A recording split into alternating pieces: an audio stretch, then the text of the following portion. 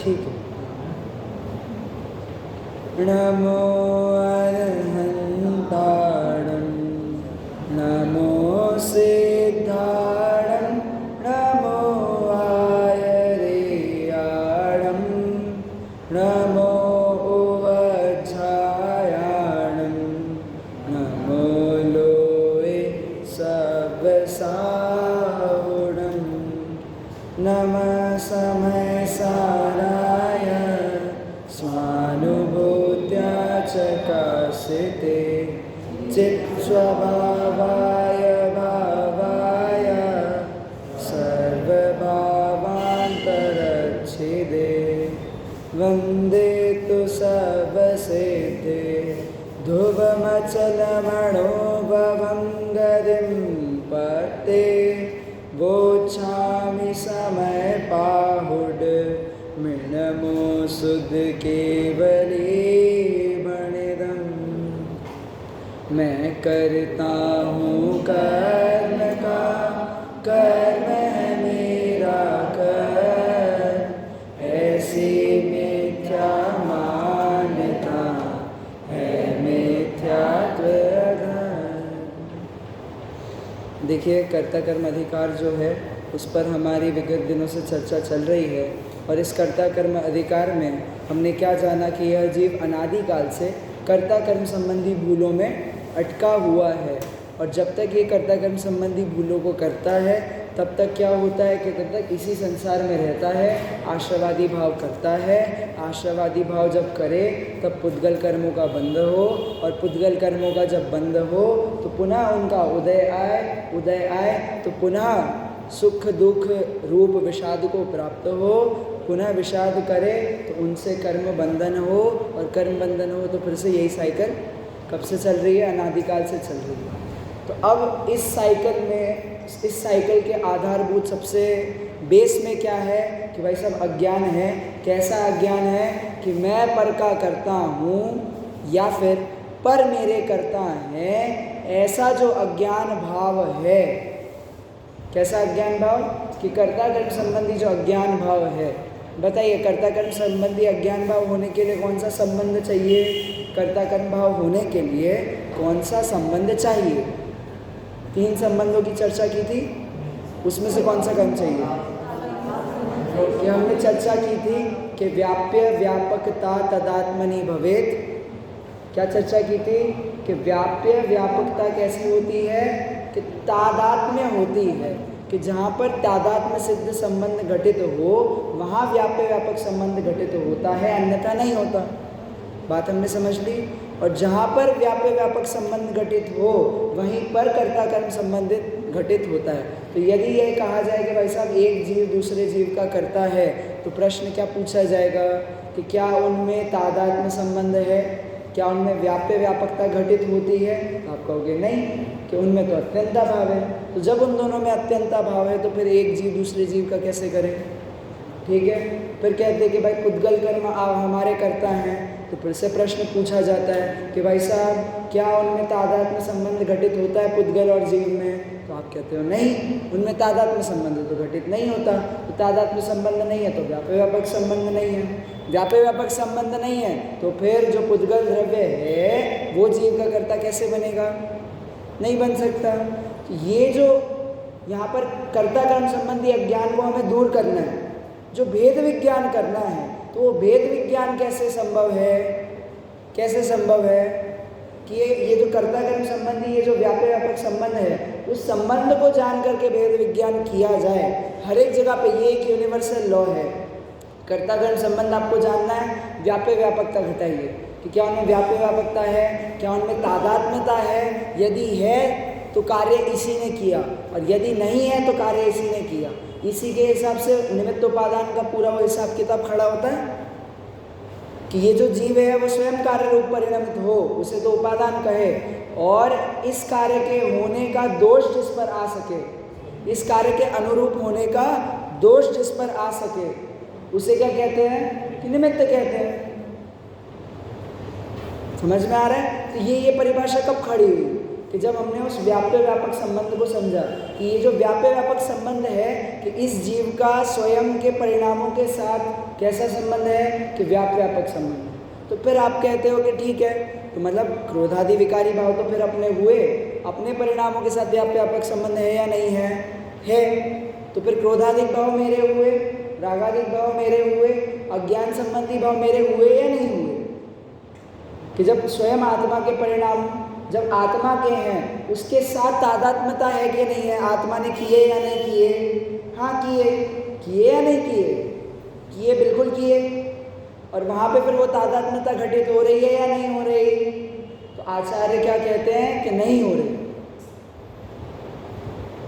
क्या कह रहे हैं कि वो क्रोधादि विकारी भावों के साथ भी इस आत्मा का तादात्म्य संबंध नहीं है। तो फिर प्रश्न पूछते कि फिर कौन सा संबंध है? तो भाई सब संयोग सिद्ध संबंध है कि कर्मों का संयोग होए तभी ये रागादि विकारी रूप परिणमित हो, और कर्मों का संयोग ना होए तो रागादिक रूप परिणमित ना हो, तो ये संयोग सिद्ध संबंध है, जीव के स्वभावभूत संबंध नहीं है। क्यों? यदि ये जीव का तादात्म्य संबंध बन जाए भाई साहब, अनंत काल तक आपके मोक्ष ना हो, अनंत सिद्धों के मोक्ष संभव नहीं है यदि यह जीव का तादात्म्य संबंध बन जाए तो। क्यों? क्योंकि जो चीज़ तादात्म्य वो कभी निकलेगी क्या? जो चीज़ तादात्म्य है, जो चीज़ आपकी है वो आपसे अलग होगी क्या? कभी अलग नहीं होगी। तो इसी प्रकार ये जो क्रोधादि विकारी भाव है, यदि हम इसे आत्मा से तादात्म्य माने तो ये कभी जीव से अलग होंगे क्या? नहीं होंगे। जब ये जीव से अलग नहीं होंगे तो मोक्ष कैसे होगा? और आपको तो मोक्ष जाना है। तो फिर ऐसी मान्यता का क्या करो कि ऐसी मान्यता का क्षय करो। कौन सी मान्यता का? कौन सी मान्यता का? कि ये जो क्रोधादि विकारी भाव है मैं इनका करता हूँ और ये मेरे क्या हैं? कर्म हैं। कि ऐसी मिथ्या मान्यता का नाश करो तो कल्याण होए। गाथा नंबर 69-70 तो बहुत क्लियर ही थी। फिर गाथा नंबर 71 में हमने क्या कहा कि ये कर्ता कर्म की ये जो प्रवृत्ति है, इस प्रवृत्ति से निवृत्ति कब हो? तो उसका उत्तर क्या दिया कि जब यह जीव आश्रव और अपने आत्म स्वभाव में भेद विज्ञान करता है, तब इस जीव के कर्ता कर्म संबंधी प्रवृत्ति का क्या होता है कि नाश हो जाता है। जब इनमें विशेष अंतर को देखता है तब इस कर्ता कर्म प्रवृत्ति का नाश होता है। तो अब वो शिष्य को प्रश्न हो, क्या प्रश्न हो? एक्चुअल में शिष्य है अमृतचंद्र आचार्य ही है और कोई शिष्य नहीं है। वो खुद ही क्वेश्चन पूछते, खुद ही आंसर देते। क्वेश्चन क्या पूछा गया कि कथम ज्ञान मात्रात एव बंध निरोध इति चेत, कि बताइए कि ये सिर्फ ज्ञान कर लिया उससे बंध कैसे रुक गया? सही है ना? बात तो सही है कि भाई साहब ये जो शास्त्री की पढ़ाई है, ये शास्त्री का बस ज्ञान करके शास्त्री थोड़ी बनते, एग्जाम भी तो देनी पड़ती है। तो आप ये बताओ कि हमने कोई पुरुषार्थ नहीं किया, कोई कुछ काम धंधा किया नहीं, कोई भगवान आदि के पूजा भक्ति भजन नहीं किया, तीर्थ क्षेत्र आदि के वंदन आदि नहीं किए, तो भाई साहब कथम ज्ञान मात्रात एव बंध निरोधिति चेत, ये सिर्फ ज्ञान से ही बंध का निरोध हो गया, कुछ करना नहीं है, कुछ भी नहीं करना, कैसे हो सकता है? तो शिष्य ऐसी आशंका वाला है, क्या पूछता है कि कथम ज्ञान मात्रात एव बंध निरोधिति चेत, कि कैसे सिर्फ ज्ञान से ही बंध का निरोध हो गया। ये बात समझ में नहीं आई आचार्य जी कि ज्ञान से बंध का निरोध कह रहे हैं कि ऐसी मिथ्या मान्यता है, मिथ्या तो अधर्म। और जब यह अधर्म कब जाता है कि अपनी आत्मा की तल्लीनता पूर्वक, कैसे जाएगा? ज्ञान जब स्वयं को ज्ञान स्वरूप जानेगा तब जाएगा। तो ये बात कैसे संभव है? ज्ञान मात्र से मतलब आश्चर्य है ये उसको, हमें है या नहीं आश्चर्य? आपको कि भाई सब आत्मा का ज्ञान कर लो, आत्मा का ज्ञान कर लो, कैसे आत्मा का ज्ञान करने से कर्म जाए? श्रोता है कि नहीं है आप? तो प्रश्न उठे कि नहीं उठे? वैसे रुचि लगाओ तो उठे। वो श्रोता अपने सभी प्रश्नों का उत्तर प्राप्त करेगा, पर प्रश्न पूछे तो। प्रश्न हो कब कि भाई साहब रुचि तो हो, इन कर्मों से दुखी होने की रुचि तो हो। तो वो रुचि होए तो वो श्रोता प्रश्न करे कि आप तो कहते हो ज्ञान से हो जाएगा, ज्ञान से हो जाएगा, कैसे ज्ञान से होगा ये तो बताओ। सिर्फ ज्ञान से हो जाएगा बंध का निरोध? ले अभी कर लेते हैं। अभी हो जाना चाहिए बंध का निरोध। तो भाई साहब सुनिए क्या कहते हैं। णादूर्ण आसवाणम असुचित्तं च विवरीय भावं च दुःखस्य कारणं तिय तदोणियत्तिं गुणदि जीवो। इन आश्रवों की अशुचिता विपरीतता को जानकर आत्म करे इनसे निवर्तन दुख कारण मानकर। कि क्या करे? इन आश्रवों की अशुचिता विपरीतता को जानकर आत्म करे उनसे निवर्तन दुख कारण मानकर। तो आचार्य फिर से मैं अपना क्वेश्चन रिपीट कर देता हूँ। मैंने ये कहा है कि ज्ञान से बंध का निरोध कैसे हो रहा है। मैं ये थोड़ी पूछ रहा हूँ कि वेद विज्ञान कैसे होगा, वो तो मुझे समझ में आ गया कि वेद विज्ञान कैसे होगा। और कुंद आचार्य क्या जवाब दे रहे हैं? क्या जवाब दे रहे कुंद आचार्य कि भाई साहब इन आश्रमों की अशुचिता विपरीतता को जानकर आत्म करे इनसे निवर्तन दुख कारण मानकर। ये तो मैं ऑलरेडी मान रहा हूँ, ये बात तो मैं ऑलरेडी मान रहा हूँ ना, तभी तो। पर मेरा प्रश्न क्या है कि ज्ञान मात्र करने से ये बंध का निरोध कैसे होए? क्यों भाई साहब, प्रश्न सही है नहीं कि ये सिर्फ ज्ञान ज्ञान ज्ञान आत्मा आत्मा आत्मा करने से आपको मोक्ष कैसे होगा? सिर्फ आत्मा आत्मा करते रहने से आपको मोक्ष कैसे संभव है? ये जरा समझाइए तो। ये आचार्य अमृतचंद्र का प्रश्न है इस गाथा पे। तो आप कहोगे कि भाई ये गाथा और ये उसका उत्तर कहीं कनेक्ट ही नहीं हो रहा है। अमृतचंद्र आचार्य ने गलती करी होगी प्रश्न पूछने में कि नहीं भाई साहब बिल्कुल गलती नहीं करी कि ज्ञान से उस बंध का निरोध कैसे होता है। तो फिर ये प्रश्न पूछते हैं, ये बात पे विचार करते हैं कि बंध हुआ कैसे। बताइए 69-70 नंबर की गाथा में से यदि ये प्रश्न पूछा जाए कि इस जीव के इन कर्मों का बंध कैसे हुआ, क्या उत्तर आएगा? क्रोधादि विकारी भावों से। कैसे इस जीव के बंध हुआ? कैसे इस जीव के बंध हुआ? कि आश्रव भावों से। तो इस आश्रव भावों से यह क्या हो रहा है कि बंध हो रहा है। तो आश्रव के विपरीत मतलब विभाव भावों के विपरीत क्या है? स्वभाव भाव। कि जब इन स्वभाव भावों को जानेगा, उसको जान करके अपना मानेगा और अपना मान करके उसमें लीन होगा। कैसे होगा? कि इन आश्रवों की अशुचिता विपरीतता को जानकर आत्म करे इनसे निवर्तन दुख कारण। कि कब ये अपने ज्ञान में लीन होगा? कि जब इसको इतनी सी बात समझ में आएगी कि ये जो आश्रव है वो कैसे हैं? अशुचिता। अशुचिता मतलब शौच धर्म पढ़ा ना, शौच धर्म के विरुद्ध क्या आएगा? अशौच। तो भाई साहब शौच धर्म में प्रकट करना है या नहीं करना? तो शौच प्रकट करने के लिए साफ सफाई करनी होगी। किसकी? किसकी? कि जो गंदगी है उसकी। तो भाई साहब यहाँ पे गंदगी किसको कह रहे हैं आचार्य देव? क्रोधादि आश्रव भावों को। कि यही आत्मा की गंदगी है जिसके कारण यही आत्मा का मल है। वो महाव्रत आदि को मल क्यों कहा टोडरमल जी ने? यहाँ से आ रही है वो फोर्स, यहाँ से आ रहा है वो विचार कि ये जो क्रोधादिक भाव है मोह राग द्वेष, तो ये राग के परिणाम है चाहे द्वेष के परिणाम है, चाहे अच्छे राग का परिणाम है चाहे बुरे राग का परिणाम है तो क्या? कि आश्रव भाव। आश्रव भाव है कि हाँ, तो भाई साहब क्या है कि अशुचि रूप परिणाम है। और यदि आपको शौच धर्म प्रकट करना हो, यदि आपको संयम धर्म प्रकट करना हो, तो इनसे क्या करना पड़ेगा? कि वेद विज्ञान करना पड़ेगा। इसके बिना और कोई रास्ता नहीं है। क्लियर है? इन आश्रवों की अशुचिता क्या जानी? अशुचिता। फिर क्या जानते हैं कि विपरीतता। कैसे विपरीत है भाई साहब? ये आत्मा विपरीत है, आपने कह दिया आत्मा विपरीत, सॉरी ये जो आश्रव है वो विपरीत है, ये आपने कह दिया। तो किससे विपरीत है? किससे विपरीत है? कि आश्रव जो है, आश्रव का उल्टा क्या होता है? संवर। कर्मों का आना आश्रव, कर्मों का उससे उल्टा होना वो क्या है? संवर। भाई साहब वो संवर की बात नहीं चल रही यहाँ पे। किसकी बात चल रही है? विभाव और स्वभाव की, ज्ञान की और आश्रवों की, वो संवर्ग को नहीं खड़ा कर रहे वहां पे बीच में।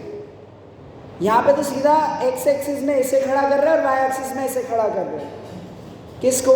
कि एक साइड सारे विभाव भावों को और दूसरी साइड कि स्वभाव भाव को, पूरा पूरा स्वभाव। तो अब यहाँ पर किससे विपरीत है? कि स्वभाव से विपरीत है। कौन? आश्रम। ठीक है, विपरीतता को जानकर। अच्छा, जान लिया तो जान करके क्या करना? वैसा आपने कहा था कि ज्ञान मात्र से ही निरोध हो रहा है, और फिर से करने की बात पर आ गए। आए या नहीं आए? कि लिखा है ना कि आत्म करे उनसे निवर्तन। करने में आ गए ना? आगे कि नहीं आगे कुछ करने में? क्वेश्चन तो यही था मेरा, बेसिक क्वेश्चन क्या था मेरा? कि सिर्फ ज्ञान करने से, सिर्फ जानने मात्र से बंध का निरोध हो, कुछ करने धरने से बंध का निरोध नहीं हो। तो सिर्फ जानने मात्र से वो बंध का निरोध कैसे हो रहा है? तो आप उत्तर में कह रहे हो कि आत्म करे उनसे निवर्तन,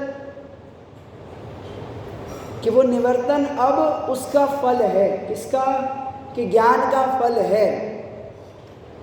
कैसा फल है? हेगे उपादेय जाना था कि ये जो ज्ञान से हमने उस पर पदार्थ को जाना, ये क्रोधादि विकारी परिणामों को जाना, आत्मा के स्वभावभूत परिणामों को जाना, अब उनमें ये जो हे गे और उपादेय की समझ उत्पन्न हुई, ये उस ज्ञान का फल है। और ज्ञान से ज्ञान का फल अभिन्न है।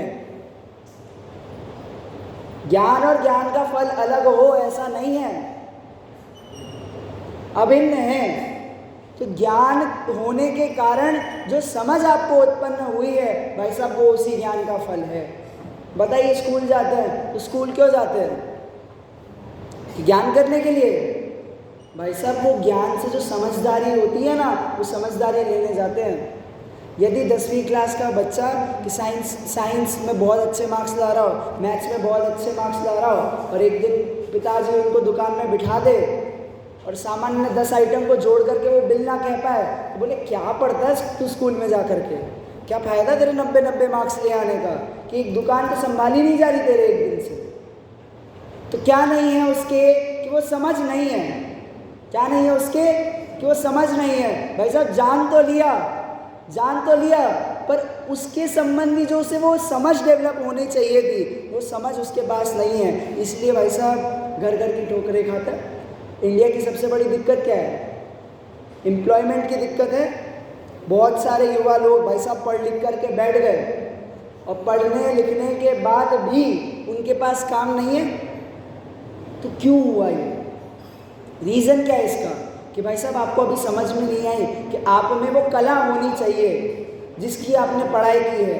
यदि वो कला आप में नहीं दिखती है तो भाई साहब फिर काहे की पढ़ाई की? कि भाई साहब व्यवहार धर्म आपके जीवन में ना हो तो आपको अधर्मी क्यों कहा जाता है? कि भाई साहब ये जैन धर्म पढ़ के यदि आप में वो संयम रूप समझदारी नहीं आई तो भाई साहब फिर आपने काहे का जैन धर्म पढ़ा? यदि आपको ये इंद्रियों की विपरीतता जान करके, आश्रवादी भावों की विपरीतता जान करके इनसे हटने का भाव नहीं आया तो भाई साहब क्या समझ में आया? अभी आपको कुछ समझ में नहीं आया। वो पिताजी को ये चाहिए, चाहे वो स्कूल जाए या नहीं जाए, पर वो दुकान जरूर संभाल ले। यदि अनपढ़ लड़का हो और दुकान की गणित हिसाब किताब में अव्वल हो तो पिताजी उसे कुछ नहीं कहते, कहता है दुकान संभाल लेगा, पढ़ाने लिखाने की जरूरत नहीं है। बताइए होते हैं नहीं होते? कैसे बिना पढ़े लिखे लोग और बड़ी बड़ी दुकानें चला रहे हैं। तो भाई साहब उन्होंने भले ही तत्संबंधी ज्ञान नहीं लिया पर उसकी समझ बहुत है। उसी प्रकार वो तिर्यंत जीव को देख लीजिए, वो सम्यक दृष्टि है कि भाई साहब क्या कि उसे शास्त्रों के शब्दों का ज्ञान नहीं है, गाथा याद नहीं है उसे। उससे आप पूछोगे भाई साहब 5 समिति के नाम बताओ, बोले नहीं आते। नमोकार मंत्र सुनाओ कि नहीं आता। क्या है उसके पास? समझ है। क्या है उसके पास? भाई साहब ज्ञान से ज्ञान का फल डिफरेंट नहीं होता है। यदि वो समझ डेवलप हो गई, बस इतना ही चाहिए। इस शास्त्र को पढ़ने का उद्देश्य ही वो समझ डेवलप करना है। भाई साहब क्या? भाई साहब बहुत अजूबा लगता है। कब अजूबा लगता है? कि भाई साहब ज़िंदगी भर हमने इन शास्त्रों को याद किया और जब मर जाएंगे तब ये सब भूल जाएंगे। इतनी मेहनत से 20 साल पढ़ के ये जितने भी शास्त्र हैं सब शास्त्रों का सार समझा, तो उस शास्त्र का सार सब व्यर्थ में चला गया। भाई साहब, आपके साथ जो जाने वाली है वो इस शास्त्र की समझ है, इस शास्त्र का ज्ञान नहीं जाने वाला। तो ये जो अध्ययन है, इस अध्ययन से यदि वो समझ डेवलप ना हो तो भाई साहब हम उस ज्ञान के फल तक नहीं पहुँचे। क्या समझ में आया? कि यदि इसे पढ़ के हमें ये समझ में नहीं आया कि आत्म कल्याण करना ही सबसे उत्कृष्ट कार्य है, वो हे उपाधि की समझ नहीं आई, वेद विज्ञान करना है, इतनी सी बात समझ में नहीं आई, भाई साहब सब नील बटे सन्नाटा वाली हालत है, बिना अंक के शून्य वाली हालत है। मतलब वो समझ डेवलप होनी चाहिए। और ये समझ किससे डेवलप होती है? किससे? भाई साहब तत्व चिंतन से, तत्व के विचार से, बार बार उसके मंथन से। जैसे वो गाय जुगाली करे और जुगाली कर करके उसका रस बार बार ले, तब जा करके वो अच्छा दूध दे सकती है। उसी प्रकार ये आत्मार्थी जो आत्मा का अनुभव कब करे कि भाई साहब ये जो तत्व को पढ़ा है उसका बार बार चिंतन करे, पढ़ता न रहे बस। अभी स्वाध्याय के हम अंगों को पढ़ेंगे कि वाचना, पृच्छना, आमनाय, अनुप्रेक्षा और धर्मोपदेश। वाचना, भाई साहब वाचना तो है ही स्वाध्याय, उसके बाद और क्या है स्वाध्याय? भाई साहब पृच्छना, कुछ समझ में नहीं आया, प्रश्न ही खड़े नहीं होते। क्यों? क्योंकि कोई इंटरेस्ट नहीं है, कोई इंटरेस्ट नहीं है, इसलिए कोई प्रश्न खड़े नहीं होते। बस पंडित जी आए हैं, पंडित जी के प्रवचन सुन लेंगे, सुन करके कुछ समझ लेंगे, समझ करके वही फिर किसी का फोन आएगा, पता है हमारे पंडित जी ने यहाँ पे क्या बोला? भाई साहब आत्मा और ज्ञान भिन्न मैंने इसलिए समझाया था कि इसकी समझ। भाई साहब आप मुंह से तो जितना बोलो कि मैं रागी, मैं द्वेषी, मैं पापी, जितना बोलना है बोलो, पर कम से कम वो समझ तो डेवलप करो अंदर कि इनसे मैं अलग हूँ। ऐसा विचार तो हो उस जीव के अंदर कि भाई साहब ये जो कह रहे हैं उसमें कुछ दम है। भाई साहब ये समझ डेवलप करने की बात है, तत्व विचार। वाचना, पृच्छना, फिर आमनाय क्या है? आमनाय क्या है कि जो पढ़ा उसका वापस रिवीजन करना। क्या? कि जो पढ़ा उसका वापस रिवीजन करना। रिवीजन करते समय क्या करना कि उसमें अपनी बुद्धि लगाना, अनुप्रेक्षा। क्या लगाना? उसमें अपनी बुद्धि लगाना कि कथम ज्ञान मात्रा एव बंध निरोधिति चेत। भाई साहब लगाई ना आपने उसमें बुद्धि कि भाई साहब भेद विज्ञान मुझे करना है, ये से भेद विज्ञान ज्ञान से कैसे होगा? अनुप्रेक्षा है ये भाई साहब। और धर्म का उपदेश कि जब ये धर्म समझ में आए, जब इसका विचार बढ़े, तो कदाचित यदि उपदेश आदि देने का भाव भी आचार्य को आता है या नहीं आता है? भाई साहब हमारा ये धर्मोपदेश नहीं चल रहा है। क्यों? जितने भी शास्त्री वो धर्मोपदेश करने नहीं बैठे। दादा कदाचित बोलते भी है कि ये धर्मोपदेश भी एक स्वाध्याय है, बिल्कुल है। और पता है उपदेश देने का अधिकारी कौन होता है? तो ऐसा एक मुनिराज ही उपदेश देने के अधिकारी होते हैं। हम तो समान लेवल पे हैं, हम तो स्वयं उस बंध का निरोध करने का मार्ग ढूंढते हैं। तो हमारे बीच में स्वाध्याय होता है, हमारे बीच में चर्चा होती है, हमारे बीच में विचार होता है। मैं आपको उपदेश दूँ ऐसी मेरी भूमिका नहीं है, मैं आपको कोई आदेश कर सकूं ऐसी मेरी भूमिका नहीं है। भूमिका के अनुसार आदेश और धर्मोपदेश का स्वरूप समझिएगा कि मैं आदेश नहीं कर रहा हूँ, ये तो मैं जिनेंद्र देव की केवल वाणी सुना रहा हूँ, इसे केवल एक्सप्लेन कर रहा हूँ। मैं आपको ये उपदेश नहीं दे सकता क्या कि ये बंध से निरोध करो, आश्रय भावों से निवृत्ति करो। क्यों? क्योंकि जब मेरी नहीं हुई तो मैं आपको कैसे उपदेश दूँ? एक वो आइडियोलॉजी आप समझ रहे हैं धर्मोपदेश की। तो बेसिकली ये किस लिए कर रहे हैं फिर हम? भाई साहब ये जैन धर्म की समझने के लिए सब कर रहे हैं। समझ में आई इतनी सी बात? चले वापस गाथा पे कि इन आश्रवों की अशुचिता विपरीतता को जानकर आत्म करे इनसे निवर्तन, दुख कारण मानकर। ये जीव संसार में क्यों दुखी है? आपको सुख का वेदन होता है? आप कहोगे हाँ। आपको दुख का वेदन होता है? आप कहोगे हाँ। तो ये जीव इस संसार में सुखी दुखी क्यों हो रहा है? क्यों हो रहा है? कि आश्रमों के कारण सुखी दुखी हो रहा है।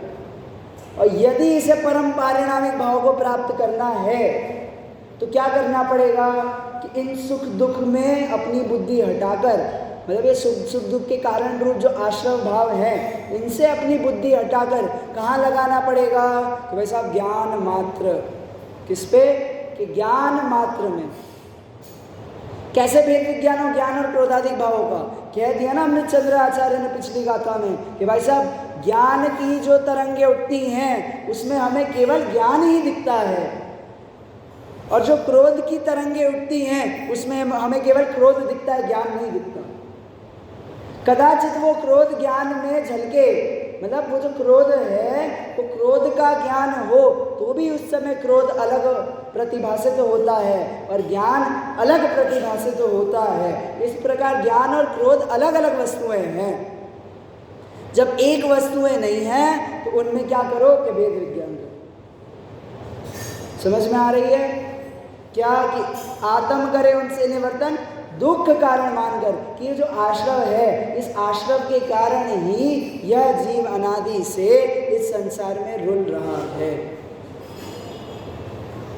बताओ क्या उपाय है उस आदमी के लिए कि जो वो मधुमक्खी के छत्ते के बाजू में लटका हुआ है, नीचे अजगर है, बाजू में हाथी है, वो चूहे उसके वो बेलों को कतर रहे हैं। वैसा क्या उपाय है उसके लिए कि ज्ञान मात्र, अकल आ जाए उसको, बस बाकी सारे निमित्त तो उपस्थित हैं। अब चिंता मत करिएगा कि जब आपका कल्याण निकट होगा भाई साहब सारे निमित्त उपस्थित हो जाएंगे। अब देखिए तो पंचम काल है, पंचम काल में है तो कैसे कैसे कर्म करके हम आए होंगे। भाई साहब यदि इस बंध का निरोध करना चाहो तो सारे निमित्त क्या हो जाएंगे कि अपने आप आ जाएंगे। निमित्तों की चिंता मत करिएगा, निमित्तों की चिंता करनी है भाई साहब कि बाहर हमें कोई साधन नहीं मिलते सही संयम देखने के, हमें तो यहाँ पे दर्शन करना तक दुर्लभ हो जाता है, इतना काम है दिन भर में। भाई साहब निमित्तों की चिंता मत करिए, ज्ञान मात्रात एव बंध निरोध, ये ज्ञान से ही आपका धर्म होगा। चिंता मत करिए कि जब तक ज्ञान की ये तरंगें उठती रहेंगी तब तक आपका धर्म होना संभव है। ज्ञान से ही धर्म होना संभव है, अन्य किसी रागादिक द्वेषादिक परिणामों से धर्म होना संभव नहीं है। क्यों? क्योंकि जो धर्म है वो वस्तु का स्वरूप है और आत्मा का स्वरूप ज्ञान है, इसलिए ज्ञान मात्र से ही आत्मा का धर्म हो, अन्य से आत्मा का धर्म हो, ऐसी मान्यता मिथ्यात्व मिथ्यात्व मिथ्यात्व ही है। कौन कह रहा है? मतलब अनंत केवल यही कह रहे हैं। गणधर देव ने भी इसी का प्रतिपादन किया था। ये बात कितनी समझने योग्य है, कितनी जानने योग्य है कि ज्ञान मात्राद एव बंध निरोधति चेत, ज्ञान मात्र से ही बंध का निरोध होता है। कैसे? कि भाई साहब आश्रवादी विकारी भाव है, इनसे छूटे, इनसे अपन ने वेद विज्ञान किया ज्ञान में, बस बात खत्म।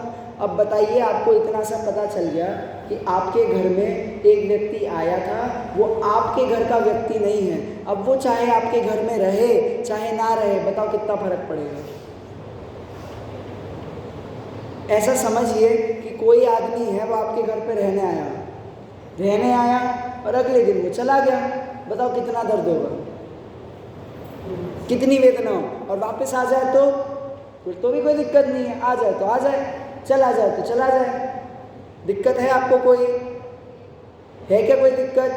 आए तो आए, चला जाए तो चला जाए। सुपरमार्केट का आपने सिस्टम देखा है कि कितने ही ग्राहक आ जाएं और कितने ही ग्राहक चले जाएं, उसे कोई दिक्कत है कि नहीं है? उसी प्रकार आप कहते हैं ना कि ये जो चारित्र मोह है, ज्ञानी को भी वो कषाय हो रही है, ज्ञानी को भी चारित्र मोह का उदय है। ज्ञानी भी राग द्वेष आदि विकारी भावों में प्रवर्तन करता है, यद्यपि मोह नहीं है तो भी राग द्वेष आदि विकारी भाव करता है। जीवों की हिंसा करेगा, चौथे गुण स्नान वाले की बात कर रहा हूँ, जीवों की हिंसा करेगा, ठीक है। लड़ाई लड़ने जाएगा कि हाँ बिल्कुल जाएगा। कि भाई साहब शादी वगैरह करके घर गृहस्थी बसाएगा, बिल्कुल बसाएगा। पाप आरंभ में प्रवर्तन करेगा, बिल्कुल प्रवर्तन करेगा। तो फिर भाई साहब काहेगा धर्मात्मा? कि भाई साहब बंध तो ज्ञान से हो रहा था, आपने क्रियाओं से जान लिया। सॉरी फॉर योर लॉस, कि आपने उसको जज कर लिया उसकी क्रियाओं से। और बंध कहाँ हुआ था? बंध का निरोध कि भाई साहब उसके ज्ञान में, उसके श्रद्धान में प्रति समय वो शुद्ध परिणति चल रही है उसके। कि भाई साहब ये जो क्रोध का मुझे भाव आ रहा है ना इस समय, लड़ाई लड़ते हुए स्वयं को वो लड़ने वाले भाव से भिन्न जानता है। क्यों? क्योंकि इतना तो श्रद्धान है कि भाई साहब ये जो पर जीव है, निज आयुक्षय से मरण हो, यह बात जिनवर ने कही, तुम मार कैसे सकोगे जब आयु हर सकते नहीं। इस बात का श्रद्धान है भाई साहब पूरे पूरा। सामने वाले जीव को मारते हुए इस बात का श्रद्धान है, मारते हुए कह रहा हूं मैं, सामने वाले जीव की हत्या करते समय उसको इतना गहरा श्रद्धान है कि मैं इसे मार सकता नहीं क्योंकि ये पर पदार्थ है, और ये जो मारने का भाव आया है सो मेरा नहीं। भाई साहब ये है ज्ञान मात्रात एव बंध निरोधती चेत, चाहे कितना तीव्र चारित्र मोह का उदय आ जाए। अब वो ये मत कहना अनंत अनुबंधी का उदय आ जाए। तो यहाँ पे लेश्याओं की अपेक्षा चर्चा चल रही है कि जिसकी तीव्र कृष्ण लेश्या हो, 7वें नरक में कौन सी लेश्या होती है? तीव्र कृष्ण लेश्या होती है, उसकी मुख्यता होए, और 7वें नरक में पता सम्यक दर्शन हो या नहीं हो। 7वें नरक में सम्यक दर्शन होता है या नहीं होता? मुख्यता है, पर मुख्य उसके वहां पे परिणाम कैसे चल रहा है, संयोग कैसे है उसके? ये जो संयोगों में धर्म मान के रखा हुआ है सब, उसके संयोग कैसे है? कहाँ मिला उसे जिनदेव के दर्शन करने के लिए? कहाँ मिला उसे पूजन पाठ करने के लिए? दिन भर के परिणाम मारने के, काटने के, कि जब ऐसे परिणामों में रहता है वहाँ पर भी मैं इनसे भिन्न हूँ, मैं इन परिणामों से भिन्न हूँ, मैं इस क्रिया से भिन्न हूँ। भाई साहब दूसरों को मारते मारते ये ख्याल में आएगा कि भाई साहब मैं इसे मार नहीं सकता, ये मुझे मार नहीं सकता, ये जो परिणाम आ रहे हैं क्रोध के वो परिणाम मेरे नहीं है। इसका नाम है वेद विज्ञान, कि जिसका आदर नरक में भी सम्यक दर्शन उत्पन्न कराए, जिसका आदर देवगति में भी सम्यक दर्शन उत्पन्न कराए, जिसका आदर तिर्यंच गति में भी सम्यक दर्शन उत्पन्न कराए, जिसका आदर मनुष्य गति में भी सम्यक दर्शन कराए, ऐसा आदरणीय जो ज्ञान है वो ज्ञान का आदर करो तो सम्यक दर्शन की पर्याय आत्मा में प्रकट होती है। वो लिखा था ना मैंने, कौन सा? हाँ, शुद्ध द्रव्य का आश्रय लेने से पर्याय में शुद्धता होती है। कि कहाँ से आई इतनी शक्ति, कहाँ से आई इतनी ताकत? कि भाई साहब पर्याय दृष्टि से, कि पर्याय में तो ऐसे काम कर रहे हैं उल्टे उल्टे। वो बताइए, वो सिंह का जो जीव था भाई साहब, कितनी देर पहले वो हिरण को मारा था, कितने क्षण पहले। कि भाई साहब मुनिराज आए होंगे तब उसने बोला होगा भाई साहब रुक जाओ, ब्रश तो कर लेने दो, मुंह तो साफ कर लूँ, जरा कुल्ला करके आता हो भाई साहब, तब धर्म की बात सुनाना। नहीं है इतना विवेक भाई साहब। सम्यक दर्शन सबसे पहले कहाँ हो? कि भाई साहब ज्ञान में होए। किसको हो? कि भाई साहब चांडाल को तक सम्यक दर्शन होए, कि जो दूसरों को फांसी पे चढ़ाता है उसे। ज्ञान में होता है भाई साहब ये पूरा काम ज्ञान का है। आत्मा कर ही जानना देखना सकता है, तो आप उससे और काम क्यों करवा रहे हैं? उसका मन और कामों में क्यों लगवाते हैं? तो भाई साहब पहले में पहले ये सिखाइए कि भाई साहब तू भगवान आत्मा है, तू शुद्ध है, तू निर्मल है। पहले में पहला उस मिथ्यात्व को दूर करेगा। पहले में पहला, फर्स्ट थिंग फर्स्ट, कि ज्ञान मात्र से ही बंध का निरोध होगा, ऐसी श्रद्धा बांध लीजिए। आपको मोक्ष में जाना है भाई साहब, ज्ञान से ही मोक्ष होगा। जब वो ज्ञान रूपी आत्मा है उसमें बुद्धि लगाई जाएगी तो ये अपने आप केवल ज्ञान की पर्याय दौड़ते हुए आपके चरणों को पखारेगी। शब्द है क्या कि जिस प्रकार जो देव है ना तीनों लोगों के, वो क्या करते हैं कि आपके चरणों में, किनके चरणों में? 3 लोग के चरणों में। भक्तामर प्रणत मौलिमणि प्रभाण उद्योत कंदलित पाप तमो वितान। क्या कि जिनका जो नख है वो किससे प्रकाशित है? किससे प्रकाशित है? कि वो जो देव है ना, कौन से देव? कि भक्तामर, कि जो भक्त अमर है। भक्तामर प्रणत मौली मणि प्रवाण, कि जो भक्त है उनकी मौली रूपी जो ये जो मणि है, इस मणि की प्रभा से उद्योतकम, क्या हुआ कि आपके नख जो है ना वो क्या हुए? उद्योतकम, उनमें से प्रकाश हुआ। कि तीनों लोगों की संपदा किनके चरणों में? कि हे 3 लोक के नाथ आपके चरणों में। और बताइए वो 3 लोक की संपदा के प्रति कोई क्या बोलते हैं, प्रेम भाव है, कोई आसक्ति है? और जब ये बात कही जाती है कि वो अरिहंत भगवान का जैसा स्वरूप है वैसा ही स्वरूप आपका, तो क्यों नहीं मानते हो? मान लो। जब इतनी सी बात कह रहे हैं कि 3 लोक की संपदा भी आपकी आत्मा के सामने कुछ नहीं है, भाई साहब विचार तो करिए। एक बहुत सुंदर कहानी आई थी, मैं ऑलमोस्ट शायद 8th क्लास में कहानी थी, उस कहानी का नाम तो अभी याद नहीं, बट कहानी बहुत बढ़िया थी इसलिए मुझे वो कहानी याद है। क्या थी वो कहानी कि एक आदमी होता है, एक आदमी, तो उसने देखा कि उसका दोस्त एक दिन क्या बोलते हैं अपने घर में सोने की बहुत सारी चीज़ें ले आए। तो बोलते तू तो गरीब है, तो फिर तेरे पास ये सब कहाँ से आया? कि बोलते हैं ये जो नदी है ना, नदी हमारे गांव की, उसके बाजू में एक बहुत बड़ा वट वृक्ष है और उस वट वृक्ष के नीचे एक साधु बाबा आकर के बैठे हुए कि भाई साहब उनके हाथों से कुछ भी आप छुआ दो तो वो सोने का हो जाता है।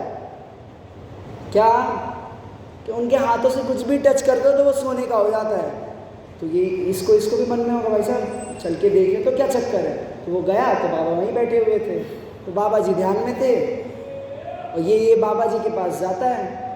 तो बाबा जी कहते कि बताओ क्या चाहिए? तो बोले मैंने सुना कि आप सब कुछ छू करके सोने में परिवर्तित कर देते हैं। बोले हाँ ये तो अपने आप हो जाता है, उसमें क्या बड़ी बात है कि कुछ भी टच करके देख लो। तो उसने अपने गले में माला थी तो वो माला निकाल के टच करवा दी, तो वो कैसी हो गई? सोने की। बोले हाँ बात तो सही है। तो बाबा जी बोलते हैं बताओ और क्या चाहिए तुम्हें? कि बाबा जी एक काम करो कि ये विद्या दे दो कि जिससे छू करके सोना बन जाए। बाबा जी बोलते ले आना जो तुझे चाहिए वो मैं तुझे कर दूंगा ना सोने का, क्या चिंता करता है? तू बोलते ना घर सोने का बनाना है, पूरा गांव सोने का बनाना है, जो सोने का चाहिए कर दूंगा। कि नहीं बाबा जी मुझे तो ये विद्या चाहिए कि जो छूने से जिसे हम सोना बना सकें। बताइए 3 लोग के नाथ के सामने क्या मांगना है भाई साहब? संपदा मांगना भाई साहब बहुत छोटी सी चीज़ है। 3 लोग के नाथ से क्या मांगना 3 लोग के नाथ के सामने? कि हे भगवान जिसके कारण आप अनंत सुखी हुए हो, मुझे वो कला सिखाओ। भक्तम स्तोत्र आप पढ़ो तो उसमें कितना अर्थ निहित है भाई साहब। ये है असली भक्ति कि मुझे वो कला तो सिखाओ। भाई साहब ये सब में क्या रखा है? ये तो सब बहुत टाइम पास चीज़ें हैं, मुझे तो वो कला सिखाओ कि जिसके सामने ये जो पर पदार्थ है, ये पर पदार्थ भी नहीं रुचते, ये 3 लोग की संपदा भी नहीं पसंद आती, कि मुझे वो कला सिखाओ। तो वो कला सिखाते कौन सी है वो कला? कि यही वेद विज्ञान की, ये वेद विज्ञान की कला है भाई साहब। इतनी सुंदर कला है कि वो आपको भक्त से भगवान बना देगी। क्या बना देगी आपको? कारण परमात्मा से कार्य परमात्मा बना देगी। कि स्वयं को बस क्या करना है कि भाई साहब स्वयं को दुखियारा नहीं जानना है। क्यों? क्योंकि दुख तो आश्रयवादी भाव से होते हैं। जब वो आश्रयवादी भाव ही मेरे नहीं है तो वो दुख की अनुभूति मेरी कहाँ हुई? तो मैं कौन हूँ भाई साहब? ज्ञान मात्र। ये है ज्ञान मात्रादेव बंध निरोधिति चेत। मैं क्या हूँ भाई साहब? ज्ञान मात्र। बताइए अभी ज्ञान हो रहा है या नहीं हो रहा? ये जो ज्ञान हो रहा है वही तो आत्मा है। बस ये मैं हूँ, इतनी सी अनुभूति कर लीजिए, ज्ञान मात्र। बस इस अनुभूति का नाम है। स्वयं को ज्ञान में अबद्ध देख लीजिए कि ये आत्मा अबद्ध स्पष्ट है, ज्ञान मात्र। भाई साहब सम्यक दर्शन का मंत्र है ज्ञान मात्र। क्या है? ज्ञान मात्र। कि यह जीव के पुरुषार्थ कहाँ हो? बताओ पुरुषार्थ करना ना मोक्ष के लिए, कैसा पुरुषार्थ किया जाए? कि ये जीव का वीर्य गुण भी आत्मा में है, तो ये जीव का वीर्य कहाँ लगेगा? कि ज्ञान में लगेगा भाई साहब। ये शरीर आदि की क्रियाओं में ये वीर्य नहीं लगेगा। क्यों? क्योंकि असमान जाती है वो जो द्रव्य पर्याय है उसे तो आप घटित कर देते हैं कि भाई साहब आत्मा के वीर्य के कारण इसका काम हो रहा है, इसके वीर्य के कारण इसका काम हो रहा है। और भाई साहब आपको पता है ना उन दोनों में अत्यंता भाव है। हाँ पता है कि जब उन दोनों में अत्यंता भाव है तो आत्मा का वीर्य कहाँ जाएगा? आत्मा का पुरुषार्थ कहाँ जाएगा? कि वो केवल ज्ञान में ही वो पुरुषार्थ संभव है। भाई साहब वेद विज्ञान का नाम पुरुषार्थ है। बताओ पुरुषार्थ से मोक्ष जाते हैं? भाई साहब हम तो कह रहे हैं कि पुरुषार्थ से ही मोक्ष जाते हैं, वरना आचार्य अमृतचंद्र पुरुषार्थ सिद्धि उपाय का क्यों लिखते? उसका हेडिंग क्यों पुरुषार्थ सिद्धि उपाय लिखते? उसका हेडिंग लिखना चाहिए था क्रमबद्ध हो तब मोक्ष, ऐसे टाइप की हेडिंग लिखनी चाहिए थी। भाई साहब ज्ञान मात्र में ही पुरुषार्थ हो, अन्य कहीं पुरुषार्थ संभव नहीं है। ज्ञान मात्र में ही भेद विज्ञान हो, अन्य कहीं वेद विज्ञान संभव नहीं है। अब वो शिष्य की शंका है कि भाई साहब ये ज्ञान मात्र से ही बंध का निरोध कैसे हो? भाई साहब ज्ञान मात्र से ही हो क्योंकि तेरे पास है ही ज्ञान मात्र। क्या एक और उदाहरण के माध्यम से समझते हैं। समझिए कि आपके घर पे किसका बिजनेस है? कपड़े का बिजनेस है। फॉर एग्जाम्पल आपके घर पे कपड़े का बिजनेस है और लड़का क्या बोले कि भाई साहब हमें तो किसका बिजनेस करना है? किसका बिजनेस करना है? हमें तो सोने का बिजनेस करना है। तो बताओ वो सोने की दुकान खोले तो बिजनेस कर पाएगा क्या? भाई साहब तुम्हारे पास है कपड़ा तो सोने का बिजनेस कहाँ से करेगा? कि जब तेरे घर में कपड़ा बन रहा है तो दुकान में सोना कहाँ से बेचेगा? बेच तो कपड़ा ही पाएगा कि जब तेरे पास है ही हाथ में ज्ञान। तो भाई साहब उससे पर पदार्थ की क्रियाओं में क्या कर पाएगा तू? कुछ नहीं कर पाएगा। तो भाई साहब ज्ञान करो ना। जब ज्ञान की इतनी बड़ी दुकान खोल के रखी है, अनंत गुणों के गोदाम में ये जो ज्ञान गुण है वो पूरा व्याप रहा है, तो वो ज्ञान का प्रयोग करके ज्ञान में पुरुषार्थ लगाइए ना, ज्ञान में वेद विज्ञान कीजिए ना। क्यों शरीर से पुरुषार्थ करने की चेष्टा करते हैं? भाई साहब मुनिराज गुप्ती का पालन करते हैं समिति के बाद, और क्या होता है गुप्ती? मन वचन काय की क्रिया का निरोध होता है गुप्ती। क्या होती है वो गुप्तियां? निरोध। कि भाई साहब ये काय की चेष्टा करने में कोई सेंस नहीं है, कहाँ की क्रिया करो? कि भाई साहब ज्ञान क्रिया करो। क्या करो? कि ज्ञान की क्रिया करो। कि फिर आप कहते हो कि ज्ञान क्रिया अभ्याम मोक्ष है, कि ज्ञान और क्रिया से मोक्ष होता है या नहीं होता? कि ज्ञान हो, आपको वो बताइए सम्यक दर्शन हो गया, हो जाएगा मोक्ष। भाई साहब मुनि व्रत धारण किए बिना कहाँ से मोक्ष होगा? तो भाई साहब क्या कहा जाता है कि वो जो मुनि व्रत धारण करने के परिणाम है वो ऑन द वे है। क्या है? ऑन द वे है, वो आपकी डेस्टिनेशन नहीं है।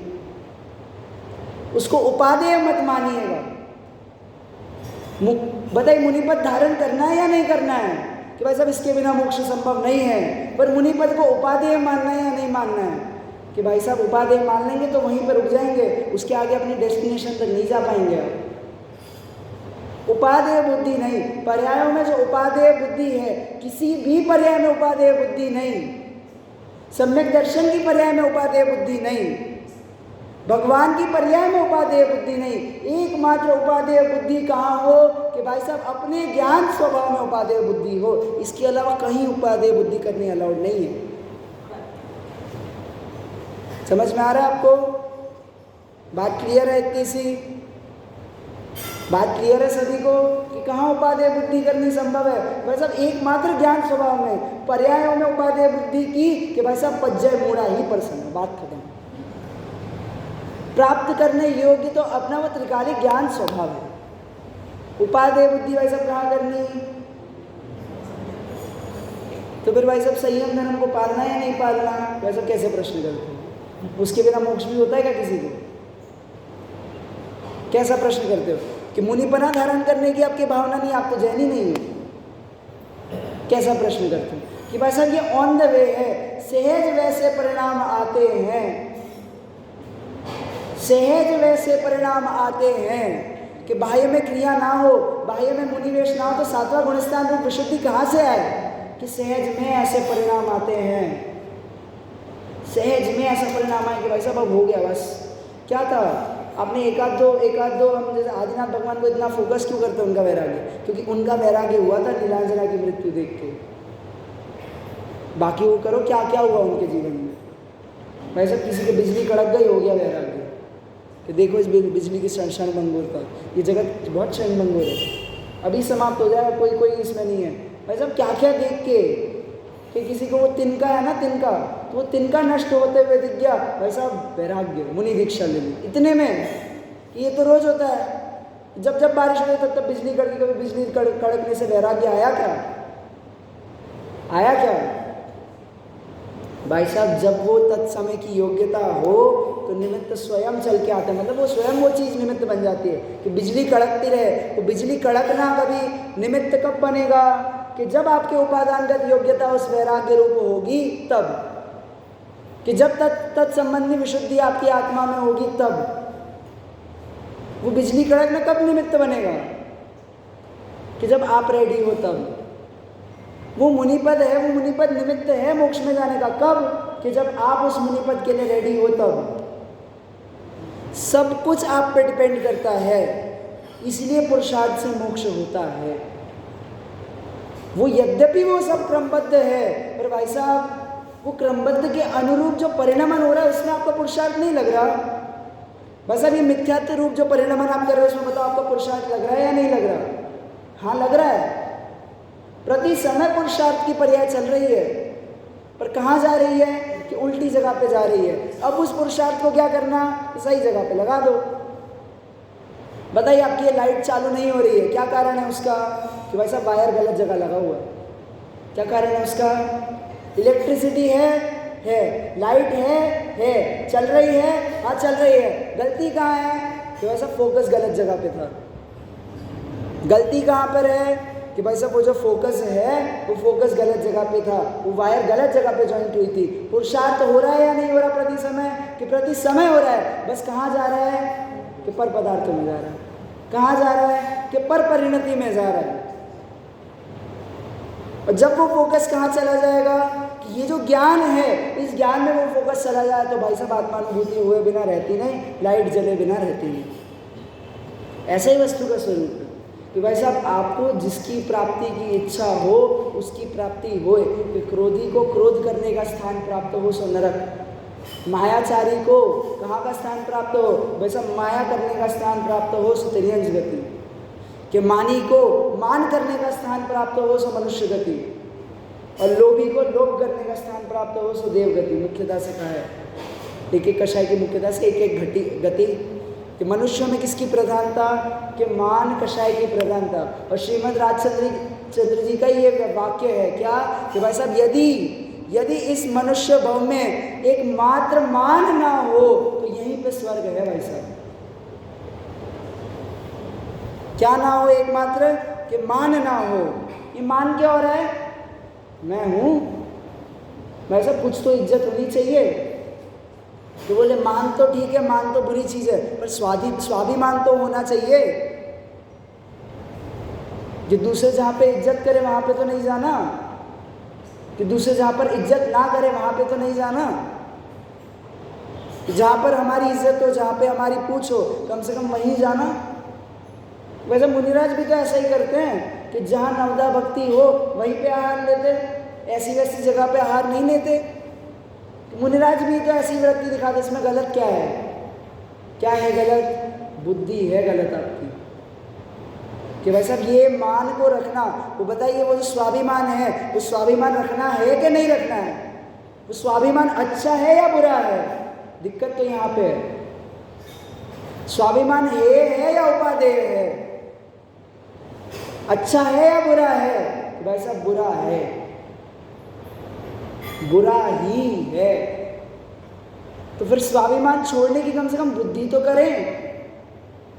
बाहर में तो जब छूटे तब छूटे, चारित्रिक मोह का उदय आए तब ये क्रोध मान माया लोभ होए सो तो होए, पर कम से कम जो आपके हाथ में भेद विज्ञान करना वो तो करिए। कि उसके लिए भी काल लब्धि का वेट करेंगे? कि वैसा महापुरुषार्थ संभव है तो पुरुषार्थ तो करिए।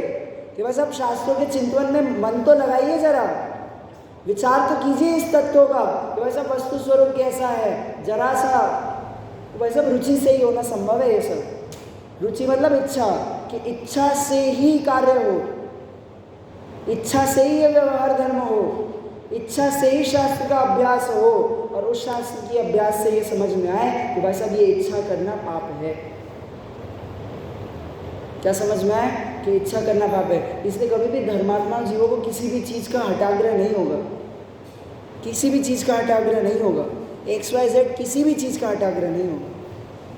भाई साहब मुनियों को रोज मंदिर में दर्शन करने का हठाग्रह नहीं होता कि जब यथा योग्य परिणाम आए तब वो दर्शन कर ले। स्वयं दर्शन करने ना जा सके तो आहारक पुतले को भेज दे, ऐसा विकल्प की पूर्ति के लिए। कि वो जो विकल्प आया जिसने उस आत्मा से च्युत किया, जिसने उस आत्मा के उपयोग से च्युत किया, अब उस विकल्प की शांति के लिए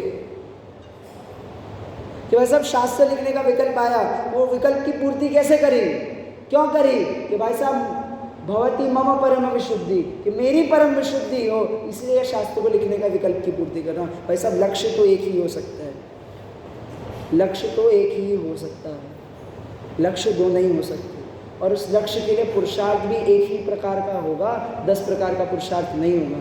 मोक्ष मार्ग में यदि आपको अलग से बाह्य आचरण का पालन करना पड़ रहा है, अलग से भेद विज्ञान करना पड़ रहा है, तो भाई साहब ये 2 मार्ग पर चल करके मोक्ष में कभी नहीं पहुँचोगे। कि ये भी जरूरी है, ये भी जरूरी है, भाई साहब एक ही है। वो कबीर कहता ना कि एक है साधे सब सदे, सब साधे सब।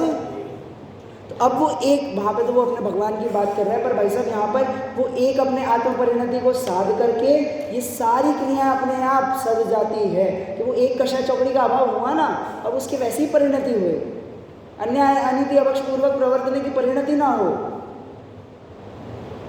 उल्टे सीधे विचार न आए, धर्म रूपी परिणमित होने के विचार आए। सो तो इसमें कौन सी बड़ी बात है कि भाई साहब अपनी आत्मा का आश्रय ले लिया ना उसने, अब तो उसका कल्याण ही होना है।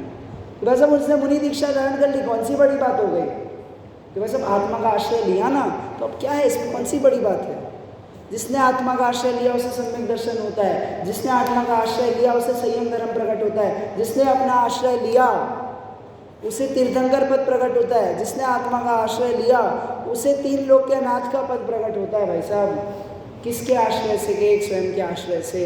इसलिए ज्ञान मात्रा एव बंध निरोध इति चेत, कि अनादिकाल से ये जो कर्म आए हैं आपके स्वभाव में, बताइए आए हैं या नहीं आए हैं, कि ये इनका मेरी आत्मा के साथ कैसा संबंध था, कि एक क्षेत्र का संबंध था। ये जो 9 कर्म है उनका मेरी आत्मा के साथ क्या संबंध था, कि भाई साहब ये पर है और मैं स्व हूँ। संबंध था क्या कोई, कि भाई साहब हमने ये जो बुद्धि उत्पन्न की है, कौन सी बुद्धि, कि ये जो इनमें ये मेरा है, ऐसी ये जो बुद्धि उत्पन्न की है, कि ये बुद्धि जब नाश को प्राप्त हो तब वो बंध का नाश हो। भाई साहब अत्यंता भाव का जो सिद्धांत है वो कभी चेंज नहीं होगा, बंध की अवस्था में भी और मोक्ष की अवस्था में भी। चेंज होगा क्या, कि निगोदिया पर्याय में भी क्या वो पुद्गल परमाणु आप में घुस गए, क्या वो पर्याय आप में खचित हो गई क्या, कि नहीं, अगले समय चली जाएगी। और जो सिद्ध परमेष्टि हैं उनमें भी क्या वो पर्याय उनमें खचित हुई क्या, नहीं, अगले समय चली जाएगी। तो फिर क्या खचित रहा, कि भाई साहब वो ज्ञान गुण, और वो ज्ञान गुण कहाँ खचित है, कि भाई साहब अपने आत्म द्रव्य में, ये अभेद की तरफ जाते जा रहे हैं। क्लियर है, समझ में आ रहा है, बहुत सिंपल सी प्रक्रिया है। इन विकल्पों से, विकल्प जालों से हटने की बहुत सी सिंपल सी प्रक्रिया है। क्या, कि एक निर्विकल्प अपने आत्मा की अनुभूति कर लो, बस बहुत सिंपल सी प्रक्रिया है। और वो सिंपल प्रक्रिया कहाँ निष्पन्न होगी, कहाँ कंप्लीट होगी, कि आश्रय भावों में अपनी आत्मा से राग करके, सब आत्मा आत्मा आत्मा बहुत पसंद है, हमने तो घर पे हर जगह आत्मा लिखवा दिया है, घर का नाम आत्मन, बेटे का नाम आत्मन। कोई पूछे तो कहूँ मैं भगवान आत्मा, भाई साहब ये प्यार का नाम, ये वाला प्यार नहीं है, वो तो मैं अपनी आत्मा से जो एकत्व होता है उसका नाम वो प्रेम है, उसका नाम वो अनंत प्रेम है, जो अनंत क्रोध के अभाव में प्रकट हुआ। कि अपनी आत्मा में लीन होने की ऐसी आसक्ति कि वैसा बार बार उसी का प्रयास करें, विषयों में रमे तो वहाँ पे मन ना लगे, तो फिर से अपनी आत्मा की ओर।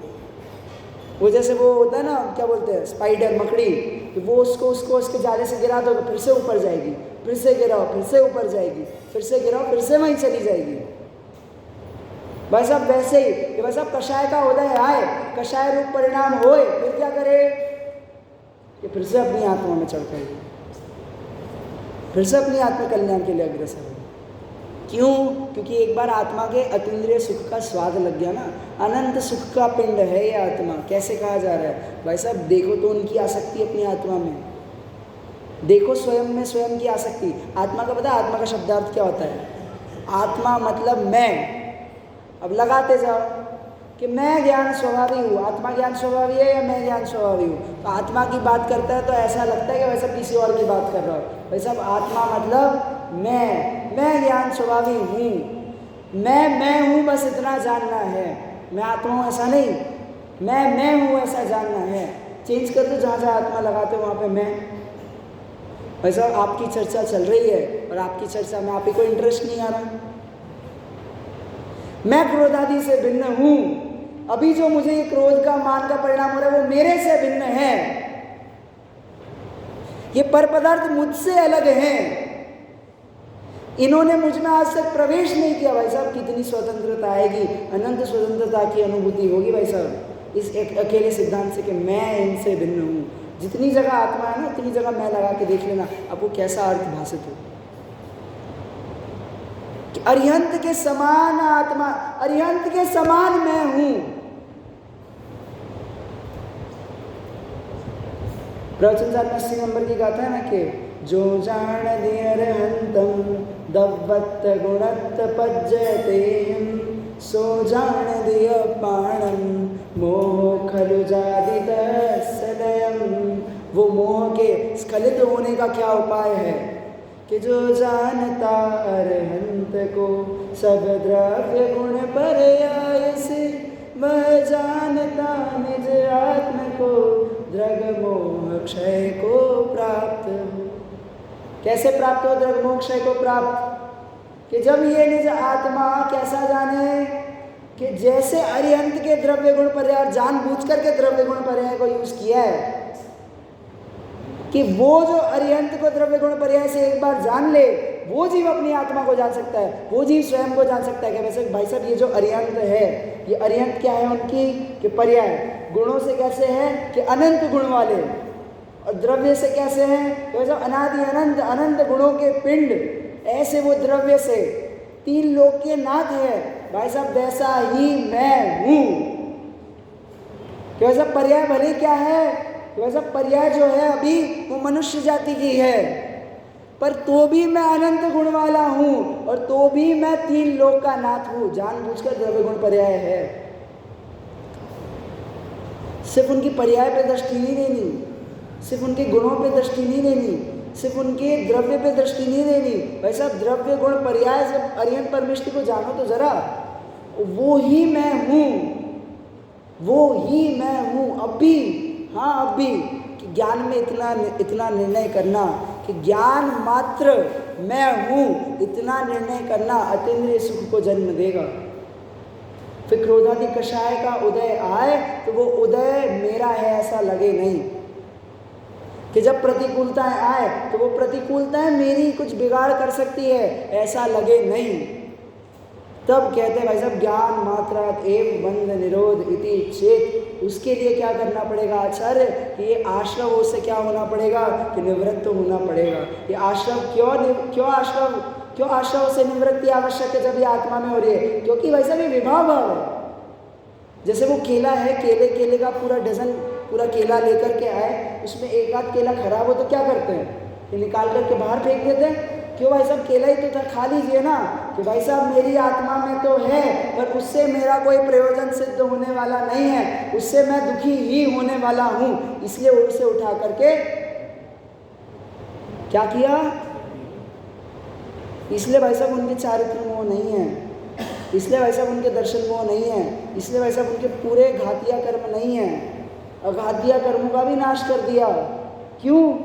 क्योंकि यद्यपि ये विकारी भाव आत्मा में है पर इससे मेरा कोई प्रयोजन सिद्ध होने वाला नहीं है, इसलिए मैं स्वयं को इससे भिन्न जानूं या नहीं जानूं। कि भाई साहब वो एक खराब केले से यदि आप वेद विज्ञान नहीं करोगे तो सारे केले खराब हो जाएंगे। उसी प्रकार यदि स्वयं को इन विकारी भावों से अलग नहीं देखा तो पूरी आत्मा विकार रूप परिणमित होगी, और जब ये आत्मा विकार रूप परिणमित होगी तो संसार से कैसे छूटोगे। तो भाई साहब जहाँ दिक्कत है वो दिक्कत के पार्ट को खत्म करो। कैसे? तो भाई साहब एक पार्ट में समझो, उंगली में समझो किसी को कैंसर हो गया, किसी को किसी पार्ट में कैंसर हो गया, बताओ उंगली कटवाओगे या नहीं कटवाओगे? मेरी है, मेरे शरीर का अभिन्न अंग है। भाई साहब यदि उंगली नहीं कटवाई तो पूरा शरीर भीतर चला जाएगा। भाई साहब ये विकारी भाव मेरे परिणाम है। क्रोधी कौन? मैं। रागी कौन? मैं। भाई साहब ये जो क्रोध है, ये जो राग है, यदि इसे आप नहीं हटाओगे तो भाई साहब पूरा आत्मा विकार रूप परिणमित करेगा। बताओ क्या चाहते हो? कि वो एक विपरीत परिणमन के कारण आत्मा के अनंत गुण वो सब गौण हो गए। बताओ क्या चाहते हैं? कि वो विकार को दूर कर दे। तो इतनी सी तो बात आचार्य देव कह रहे हैं कि आश्रवों से क्या करें हम? निवर्तन करें। आत्मा क्या करे इन आश्रवों से? कि निवर्तन करे क्या जानकर कि यह आशा दुख का कारण है। एक बार घर पे थोड़ा सा इसको पढ़ के आइएगा, इसकी टीका पढ़ के आइएगा, कल हम इसकी टीका पे चर्चा करेंगे। बस शास्त्र स्वाध्याय ऐसा थोड़ी कि मैं पढ़ूंगा आप सुनेंगे, यहाँ पे वैसा थोड़ी चल रहा है कि यहाँ पे आएगा तभी पढ़ा जाएगा। भाई सब घर पे ही पढ़ा जाता है, ये सब 10 दक्षिण महापर्व है, समय बहुत है, थोड़ा समय पढ़ने में भी लगाइएगा, आएगा समझ में आएगा, नो डाउट समझ में आएगा। इतने दिनों से चर्चा कर रहे, कहाँ जाएगी वो समझ? क्योंकि वो आपको जब तक वो इंटरेस्ट नहीं आएगा ना, तब तक वो आपको उस विषय पे चिंतन नहीं चलेगा। चिंतन नहीं चलेगा तो भाई साहब वेद विज्ञान कहाँ से करोगे? घर पे यदि होमवर्क नहीं करोगे तो स्कूल में आपको अगले दिन का वो सब्जेक्ट कहाँ से समझ में आएगा? भाई साहब होमवर्क कीजिए, घर पे जाके इसके बारे में विचार कीजिए, घर पे जाकर के अब तक जितना हमने पढ़ा है उसको समझने का प्रयास कीजिए और बार बार विचारिए कि हमारी भूल इसमें से कहाँ हो रही है, कि हमारी जो भूल हो रही है वो मन में कहाँ है, हमारा चोर कहाँ छिपा हुआ है। जाकर के एक बार ट्राई तो कीजिए ऐसा विचार करने का, और फिर यदि कोई चाहे तो आकर के पर्सनली बता भी सकता है कि उसे क्या रिजल्ट मिला। ठीक है, चलिए आज की बात को यहीं पर विराम देते हैं।